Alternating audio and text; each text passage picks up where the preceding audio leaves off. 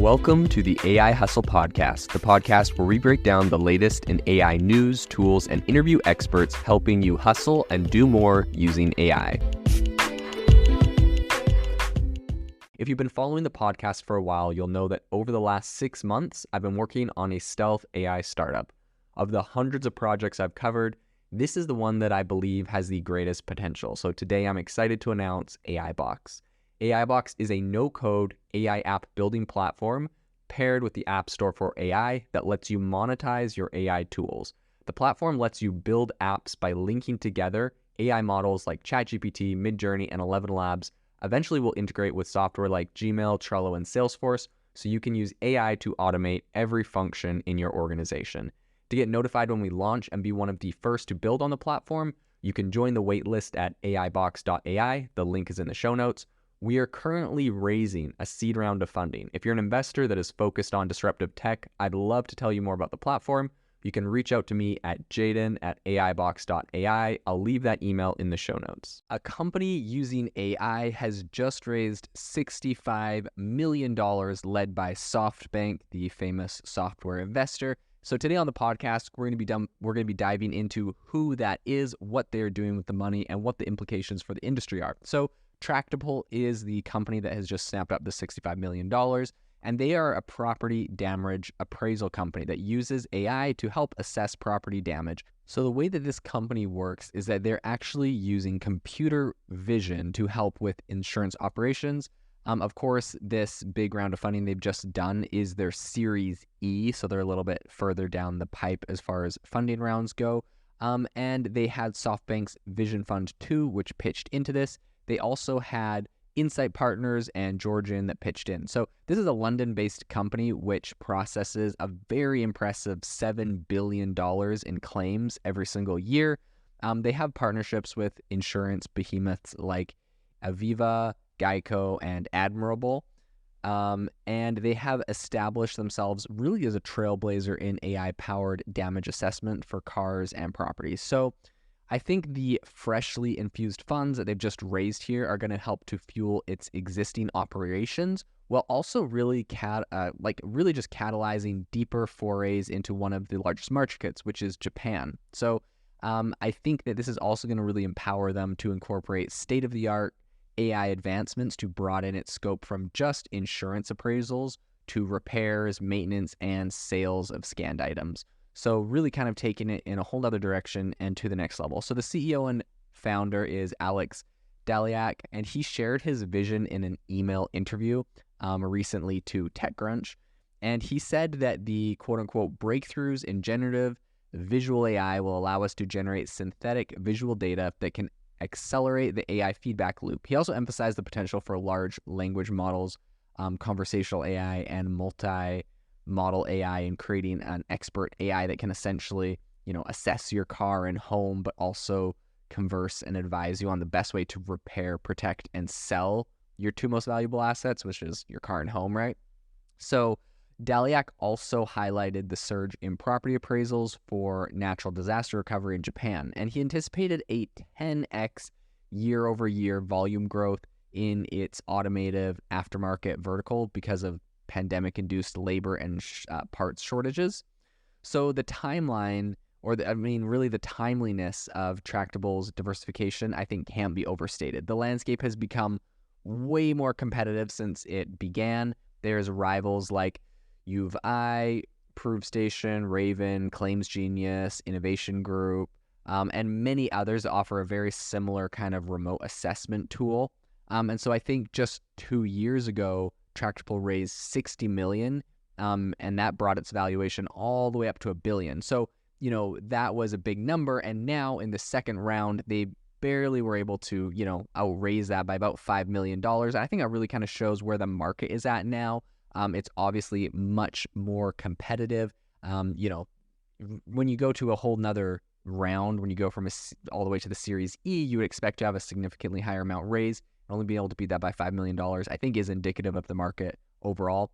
So I think as, Daliak, he kind of remained coy about the current valuation, and he alluded to a push-pull dynamic due to the the deceleration of late-stage growth rounds and also the acceleration of VC investments in AI.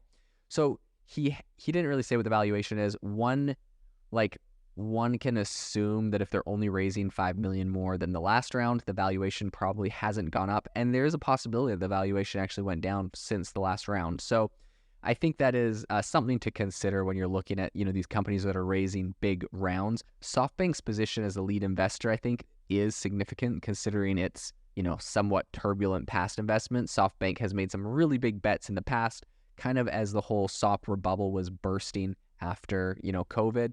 And so I think that the current move marks a comeback for the company in the VC arena.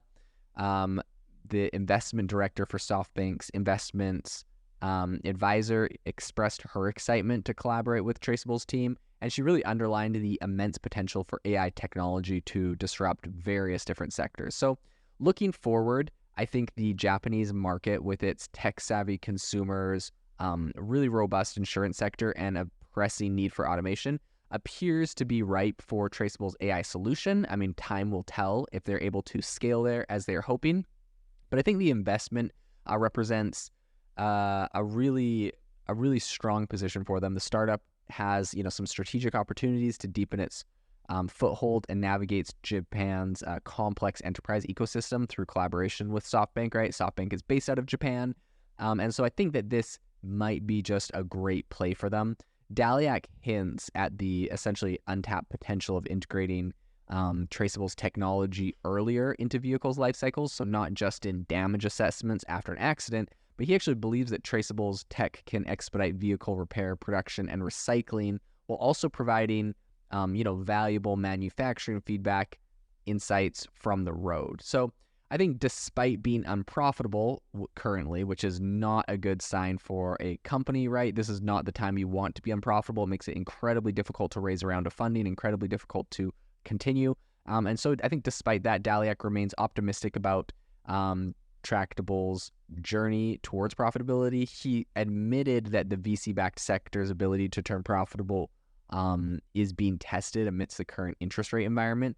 But with SaaS margins, of their business being fairly robust, Tractable is nearly there on EBITDA break even, he said. So I think that this is definitely a positive sign for the company, the fact that they're close to EBITDA break even. But I think that this is important to, state that even a company that has raised $60 million in the last round, $65 million in this round, they're not profitable. And I think that probably counted against them in today's market. When they're trying to do another raise. Honestly, I wouldn't be surprised if their valuation declined from their last raise. People are like, oh, they're being coy, not saying their valuation. Like, no one doesn't share their valuation if the valuation didn't jump up a ton, right? You'd be like, oh man, our company 10x its valuation. Don't you wish you got in on this round of funding? Maybe you can get in on the next one, right? Like, that's the narrative you'd be spinning if you saw something impressive.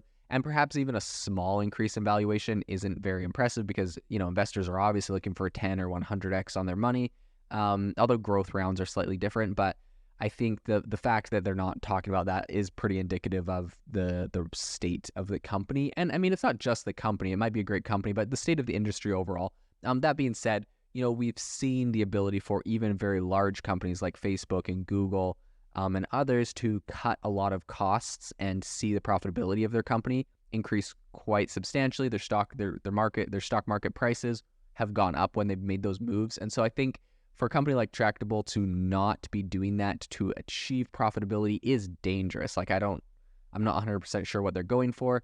I'm happy they were able to raise their latest round, but had they not been able to pull that off, obviously they would look very foolish not being able to achieve profitability post, a $60 million round of funding. So I think time will tell how they continue to play out, if they're able to achieve profitability, and if their new endeavors in Japan are as profitable and successful as they hope. If you are looking for an innovative and creative community of people using ChatGPT, you need to join our ChatGPT creators community. I'll drop a link in the description to this podcast. We'd love to see you there, where we share tips and tricks of what is working in ChatGPT. It's a lot easier than a podcast, as you can see screenshots, you can share and comment on things that are currently working. So if this sounds interesting to you, check out the link in the comment. We'd love to have you in the community. Thanks for tuning in to the AI Hustle podcast. If you could do us a massive favor, we would really, really appreciate it if you could leave us a review wherever you get your podcast. This helps people find the podcast. It helps people know this is a good place to go. And we would really, really appreciate it as it helps us continue to bring on incredible guests and share incredible content for you to listen to.